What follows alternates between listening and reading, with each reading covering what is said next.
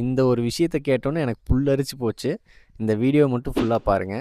எங்க குடோன்ல வந்து பார்த்தீங்கன்னா, ஒரு 10 லோடுமேன் வேலை செய்றாங்க. ரொம்ப கஷ்டமான வேலை தான். அதனால எல்லாரும் சரக்கடிப்பாங்க.